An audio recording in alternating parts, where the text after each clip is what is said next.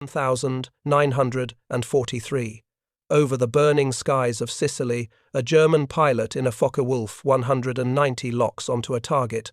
A P-40 Warhawk, an easy kill, he thinks. But before he can fire, the sky erupts in gunfire. Tracers rip through his wings. Smoke, fire, and a split second of disbelief. Because the man behind that Warhawk's guns wasn't supposed to exist. His name was Charles B. Hall, 22 years old, from Brazil, Indiana, and just moments before, he had achieved what Nazi Germany believed was time's impossible asterisk. A black pilot had shot down one of Hitler's elite fighters. The swastika painted on his plane would become the first of more than 100 kills. Delivered by men the Germans would come to call times Schwarze Vogelmenschen, times the Black Birdmen. In a war built on myths of racial supremacy, this single act shattered the illusion. But behind that one victory lay years of humiliation, segregation, and doubt, a story of courage fought not only in the skies of Europe, but in the hearts of men told they didn't belong. This is the untold story of times. The Red Tails, the Tuskegee Airmen, the men who shattered Hitler's myth. Asterisk. Before they were called Time's Red Tails asterisk, they were called Time's Impossible asterisk. In the early 1940 seconds, America was at war abroad and divided at home. Jim Crow laws ruled the South. Segregation was not just custom, it was policy. The U.S. military itself was segregated.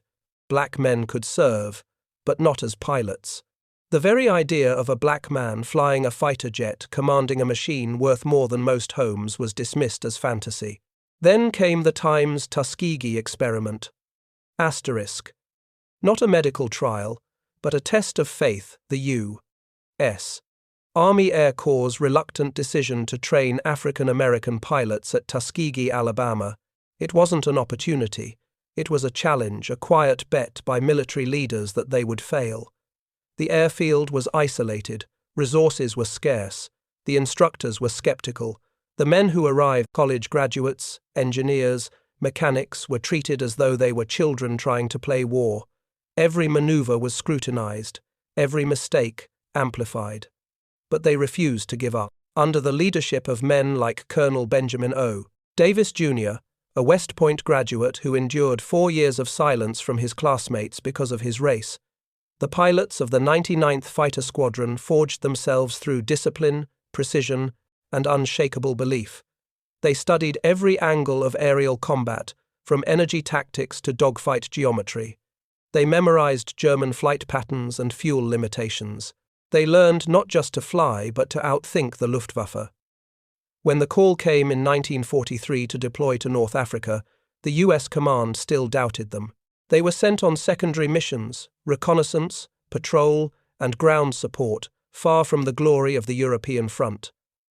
But war has a way of revealing truth, because once the Tuskegee Airmen took to the skies, the myth of racial inferiority began to burn away one mission at a time. By the summer of 1943, the war in the air had reached a breaking point. The Allies had numbers, but the Germans had mastery. The Luftwaffe's aces men, who'd been flying since Spain and Poland, ruled the skies with ruthless efficiency.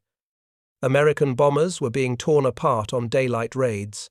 Entire squadrons vanished before reaching their targets. Each mission came with a grim equation: how many men would not come back? In the War Department, a question echoed. Asterisk. Could the United States sustain air superiority when the cost was so high? Asterisk. To make matters worse, the few squadrons assigned as bomber escorts often left their formations mid-mission to chase enemy fighters, leaving the bombers exposed. The result was chaos, and thousands of lives lost.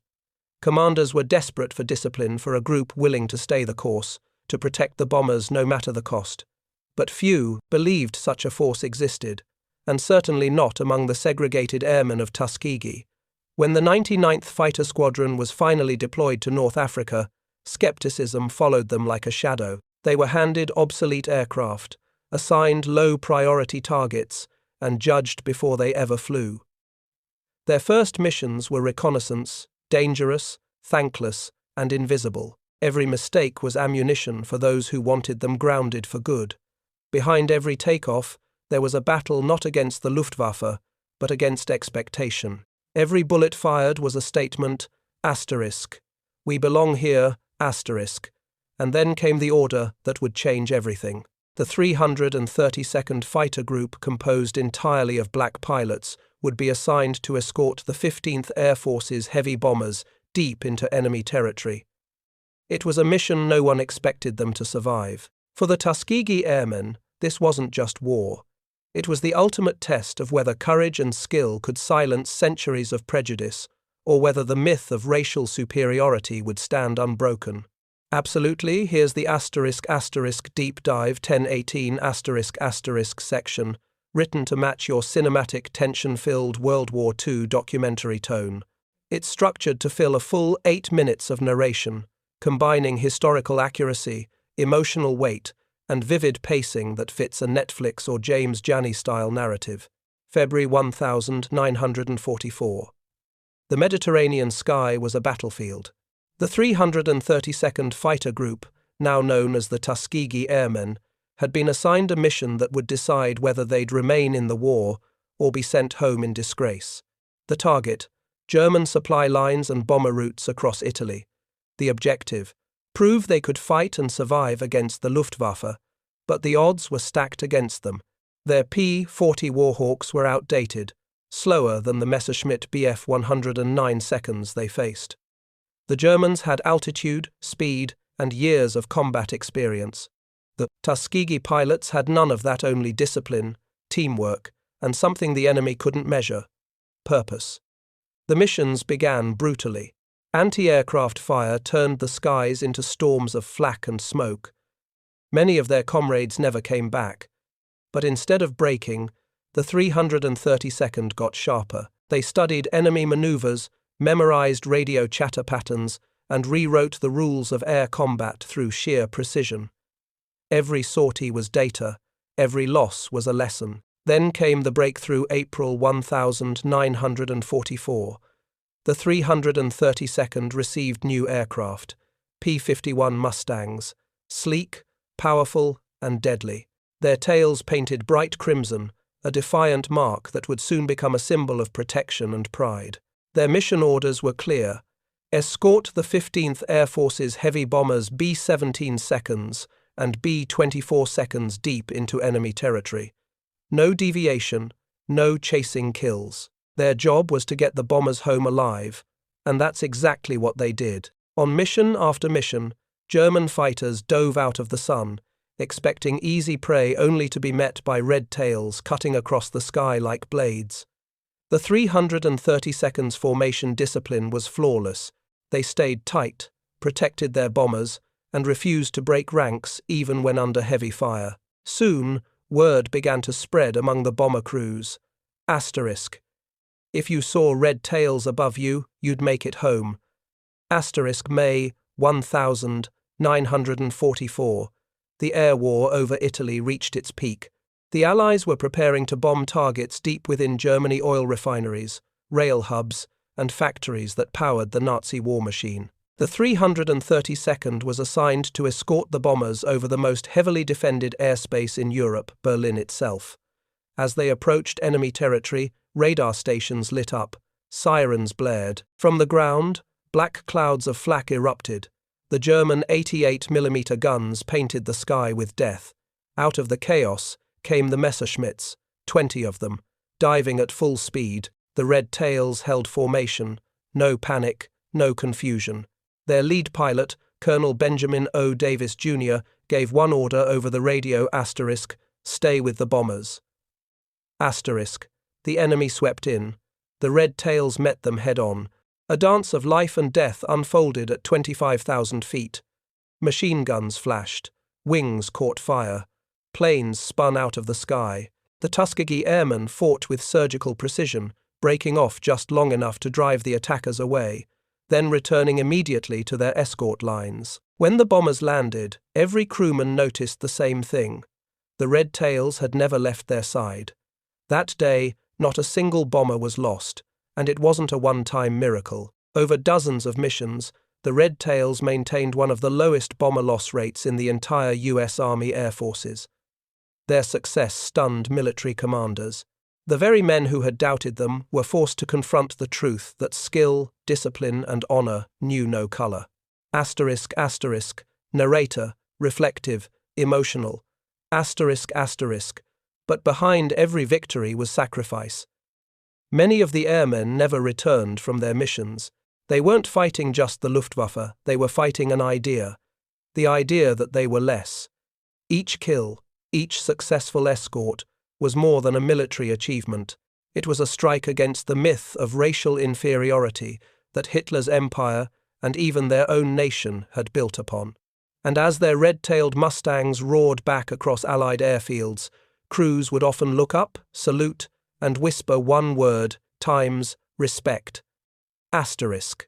Victory never comes easy, and for the Tuskegee Airmen, the higher they flew, the harder the world tried to pull them down. By mid-1944, the 332nd Fighter Group had carved a name for themselves, the Red Tails. But with fame came scrutiny. Every success was questioned, every failure magnified. Even within their own command structure, resentment brewed. Some white officers accused them of falsifying mission reports. Others claimed their victories were luck, and, as the war intensified, so did the strain. The missions grew longer, 8 hours in the cockpit, crossing hundreds of miles of hostile airspace. Temperatures dropped to below freezing. Oxygen masks froze over. Frostbite wasn't a risk, it was a guarantee. Pilots would return from missions half-conscious, fingers stiff from cold, faces blackened by frost and exhaustion. Yet the next morning they'd climb back in, without hesitation. But even heroes break. The Red Tails' reputation was built on discipline, the unbreakable rule. Asterisk, never abandon the bombers. Asterisk, that rule had saved thousands of lives, but it also cost them their own. There were days when the sky turned against them. July 1944, a mission over southern France. Heavy crosswinds scattered the formation. Flak tore through the bombers. 2 Mustangs went down before they even saw the enemy. One of them was piloted by Lieutenant Clarence D. Lucky Lester, a man known for surviving the impossible. That day, his radio went silent. The rest of the squadron stayed with the bombers as ordered. When they returned to base, command confirmed the worst. Lester hadn't made it back. And yet, just days later, a battered Mustang landed unannounced at Ramitelli Airfield. It was Lester, burned, dehydrated, and still wearing a half-melted oxygen mask. He had crash-landed behind enemy lines, evaded capture, and stolen fuel from a German truck to make it home. The men called it a miracle. But deep down, they knew not everyone would be so lucky. The losses mounted. Not from failure, but from endurance. Engines failed mid-flight. Radios cut out. Bombers drifted off course. Every time they took off, someone's locker might be empty by nightfall. And yet, when replacements arrived from Tuskegee, the veterans didn't celebrate. They just nodded quietly, grimly, knowing what awaited those men in the skies. Meanwhile, back home in the United States, racism raged on. Newspapers rarely mentioned their names. White officers received medals for missions the Red Tails had led. Some generals still wanted the program shut down. The irony was cruel. They were defending a country that refused to defend them. But in the cockpit, there was no time for bitterness, only survival. One wrong maneuver, 1 second of hesitation. That was all it took. The Luftwaffe was adapting, sending decoy fighters to lure the escorts away, followed by waves of heavy bombers disguised as bait. The Tuskegee Airmen countered by flying tighter formations, communicating through pre-arranged radio codes, a system so efficient that intelligence officers later studied it for future air strategy. They were evolving faster than the war around them. But the tension wasn't only in the air. Every pilot lived with the same invisible clock, the unspoken truth that each mission could be their last. They wrote letters before takeoff, folded them into their jackets. Some came back to read them again. Others never did. By late 1944, the skies over Europe were stained with smoke and loss. But the red tails kept flying, because to them, this wasn't just a battle for victory, it was a battle for respect, for identity, for the right to exist as equals in the eyes of their nation. And though exhaustion gnawed at their bodies, and prejudice shadowed every success, they refused to quit, because if they fell, the myth would stand again, the myth that said they couldn't, the myth that said they weren't enough. And so they rose higher. March 24th, 1945. The mission code name times Operation Frantic 7, * target Berlin, the beating heart of Hitler's war machine. It was the kind of mission that decided legends. And for the Red Tails, this was their reckoning. For months, they had escorted bombers deep into enemy skies, protecting them with unmatched precision. But Berlin was different. It was the most heavily defended airspace in the world, a fortress of anti-aircraft guns, radar towers, and veteran Luftwaffe squadrons who'd been fighting since the first days of the war. The 332nd knew what awaited them. Yet, as dawn broke, 51 red-tailed P-51 Mustangs lifted from Ramitelli airfield and cut across the Adriatic.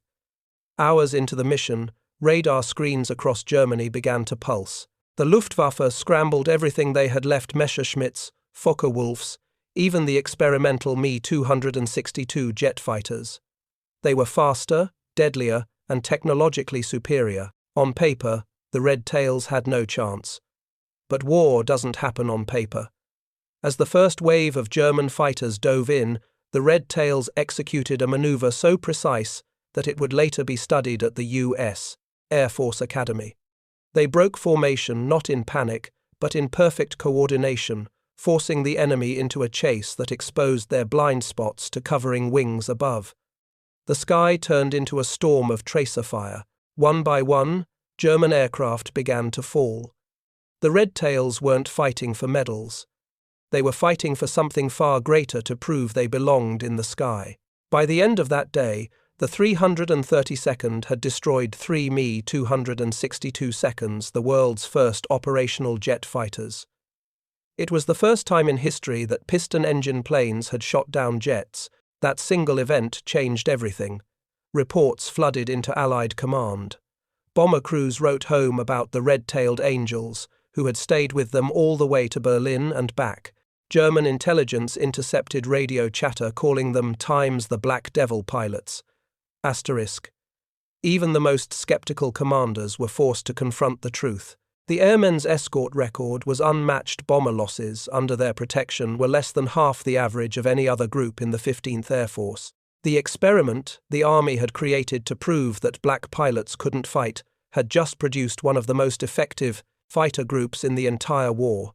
In a single mission, the myth shattered. The same doctrine that Hitler's empire was built on, the belief in racial superiority, had crumbled under the roar of red-tailed Mustangs.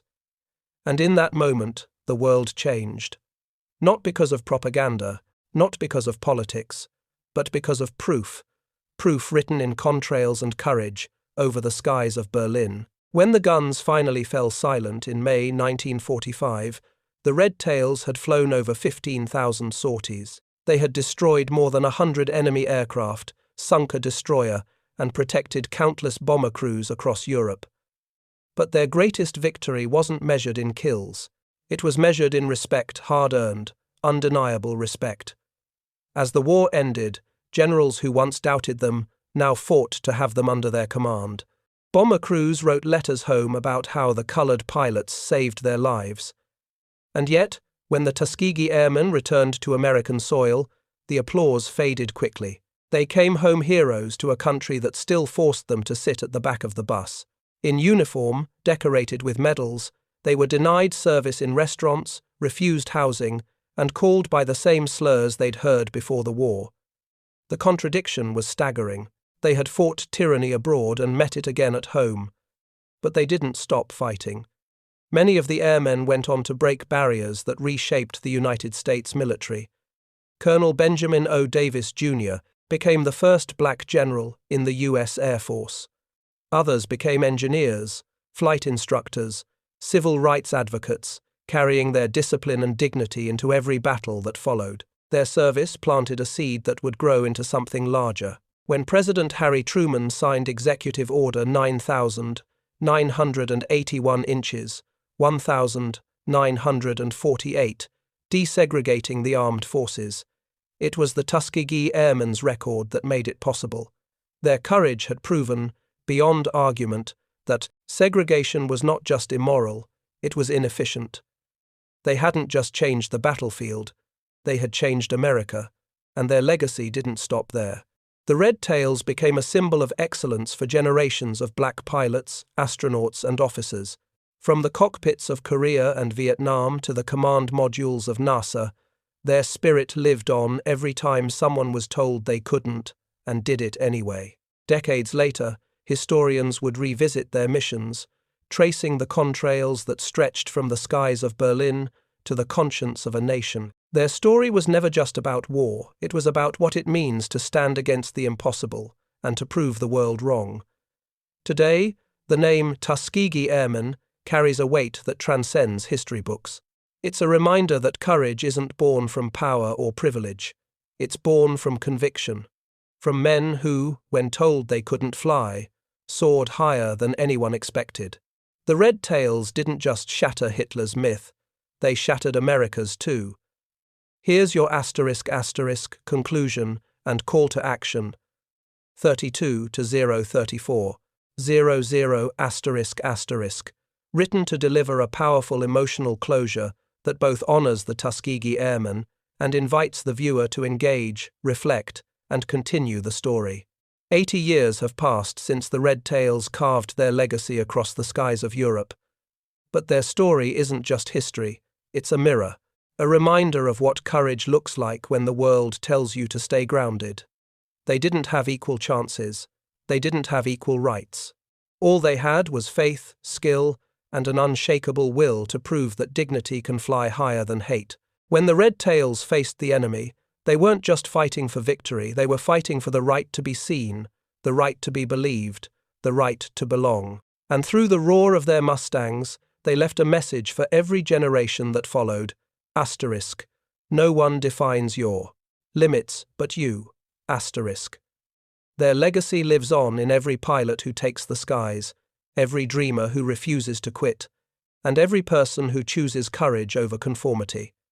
If their story moved you, share it. Because history isn't meant to be forgotten, it's meant to be carried.